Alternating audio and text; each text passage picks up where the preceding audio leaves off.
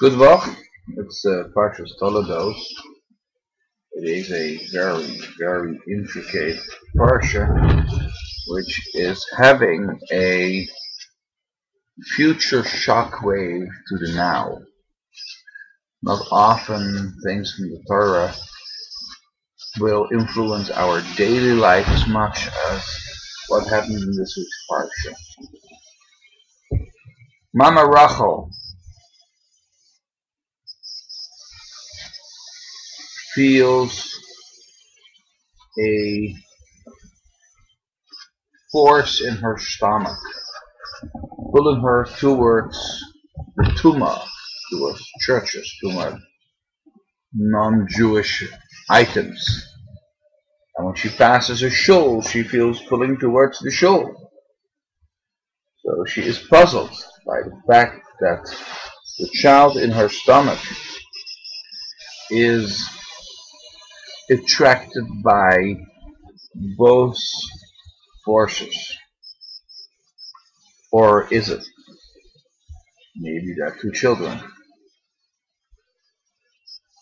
She gives birth to Essav, who's holding the heel, withheld by the heel of Yakov, and she gives birth to Yakov. About Essav is said, he is a complete man. He was an ish tza'id. He was a hunter.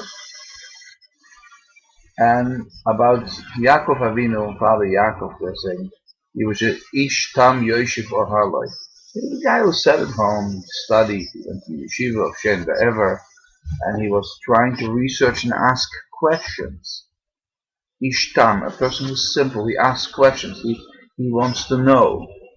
I'm already alluding to the end of this dewar Torah that we have the four sons in the Haggadah. The Ishtam asks questions. The complete man, the Ish Tzait, he doesn't need questions. Like we say, a Talmid Chacham. When you see a Gadol B'Yisrael, a person who is great in knowledge, walk in, you don't say, oh, he is a Chacham. It's a Talmid Chacham, a student of the knowledge. He's asking questions. He might be up there on top of the mountain of Jewish knowledge, of Torah knowledge, but he asks questions. He's a Talmid, he's a student of the Torah.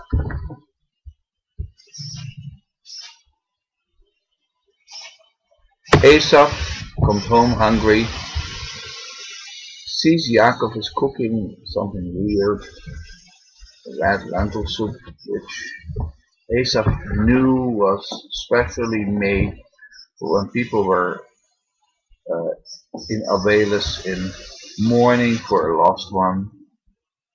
And the coarse person he is, the glutton person he is, he says, Tinili miha adom hazeh, give me from the red stuff. Showing clearly he doesn't have respect for customers. Or he doesn't have covet for people. Just pour it in my mouth. Yaakov Avinu might have been Ishtam, person who asked questions, but he was not an idiot, by a long stomach child. So he says, well, listen, pal, you're hungry, you have something I want, and I have something you want. So let's talk. And Esau says, make it quick, I'm hungry. He says, well, you are the Bechor, you came out first. I want the Bechoros, I want the Bracha. I don't really care about the value of what my father has. But yeah, Yitzchak Avinu, it's not really said he was a rich man.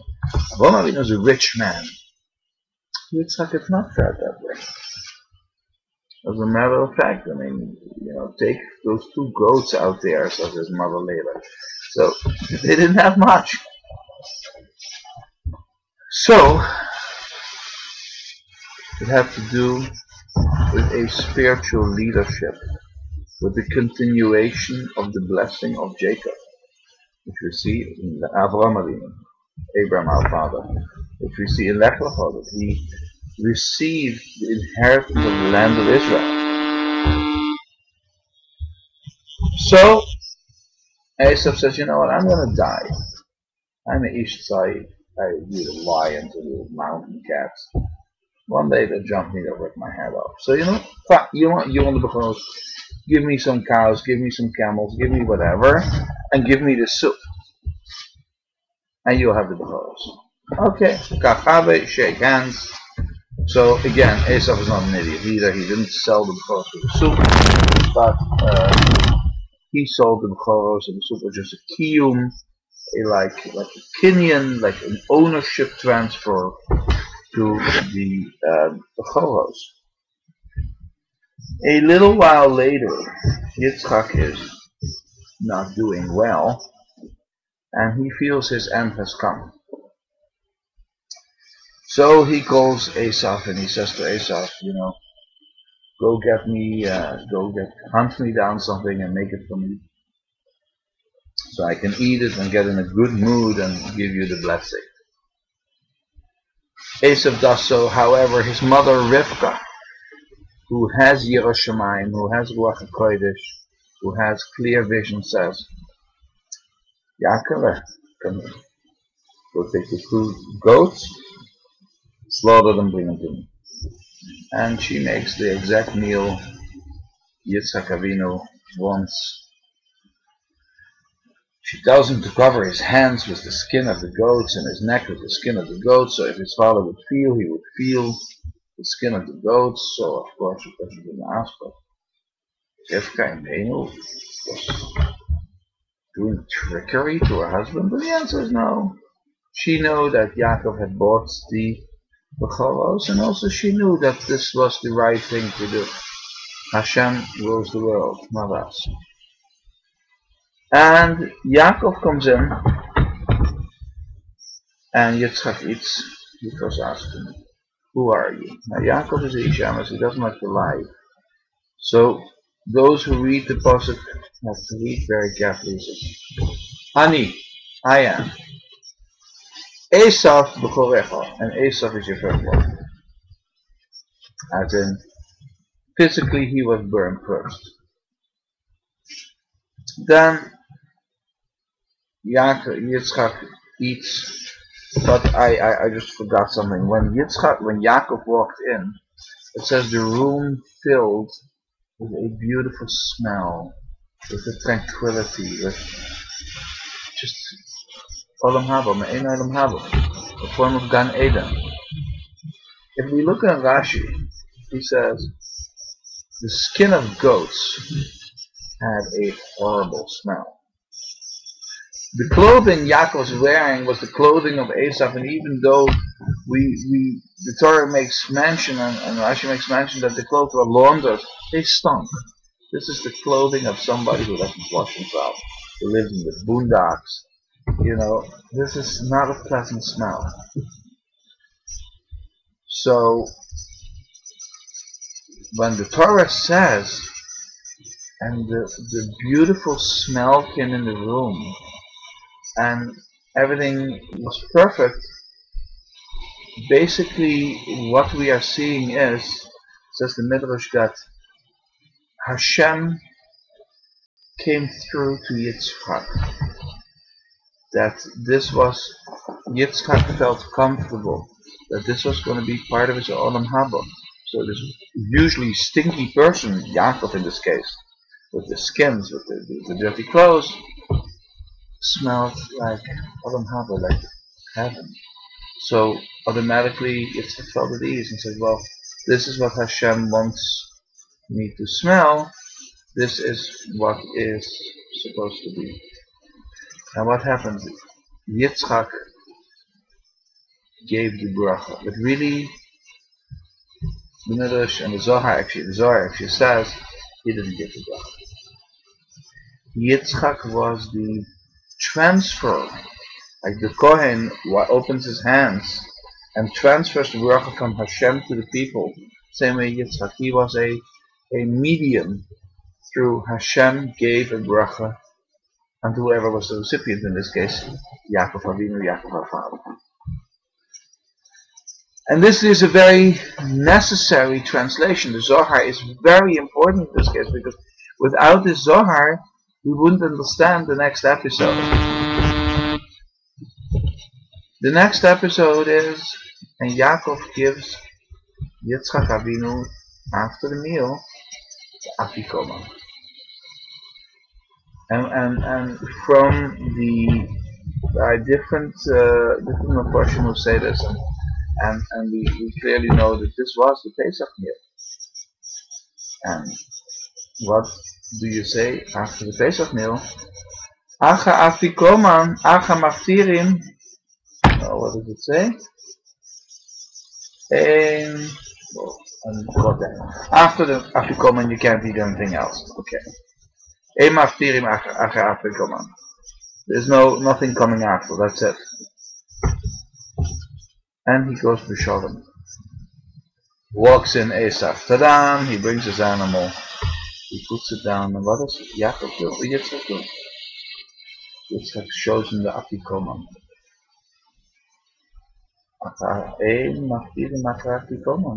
I can't eat your meat. Rashi says the room smelled a foul smell. And Yitzchak started to cry. We know why Yitzchak started to cry. This is the son he loved, Esav, because the smell was of Gehenna, of hell. And Yitzchak realized at that moment, his Ruach HaKodesh came back. He says, this man fooled me. He is the Satan. He is the worst. I cannot eat the food. Acha hafikoman, maftirin hafikoman. In other words, the medium is not opening. Says Esav, but give me a bracha. I'm sure you would have had a bracha for Yaakov. You would have had a bracha for whoever didn't get HaKadosh Baruch Hu. So yeah, so it says, I'll give you a bracha. But that bracha did not come from HaKadosh Baruch Hu. That comes from Yitzchak. Not a little thing. I mean, I would give a lot for. I would give all for a bracha of Yitzchak Avinu, of our father Yitzchak. But that is not from HaKadosh Baruch Hu. Now I'm going to close with the story of the Haggadah. In the Haggadah, we have 4 sons. The Chacham. What does he say? What is the job you are doing? He's asking a question. The Rasha, he makes a statement. The tongue, he asks a question. The one who doesn't know how to ask. This expression puts a different light. I, in my 47 years, learned She'enu Yodeh L'Shol is a kid, he doesn't know yet how to ask. So Rabbi Yaakov Shapiro, no. She'enu Yodeh L'Shol is Essav. He's a man who is complete. Ish tight. He knows all. I'm the man. Ich bin the man. I know everything. I don't need you. I don't need to ask questions. I know it all. And just from the fact he knows it all, he doesn't ask questions. And what happens when a person who doesn't ask questions? Because he gets the same answer as the Rasha. You don't say Heke, Shina Afrikadanis, but you give him the same answer. If you were here, you wouldn't be taken out. The reason is She'eno Yodeh L'Shol and the Rasha is the same. She'eno Yodeh L'Shol eventually becomes so self-absorbed. I know all halacha. I don't need a Rav. You become the Rasha. Now, the tongue asks questions. The tongue is Chacham. That becomes the tzaddik. That becomes the Chacham. The good kid. Yakov Avinu. Yoshef Ahalosh. Tom. He asks questions and he sits and learns and is pondering how to do the best of Avodas Hashem. I would love everybody to have a wonderful Rosh Chodesh and a good month, and we should all be Zoicher, Livnoit, Weiss, Neerman, the Yisrael, and we may the Messiah, Mashiach come, and here will be nowadays.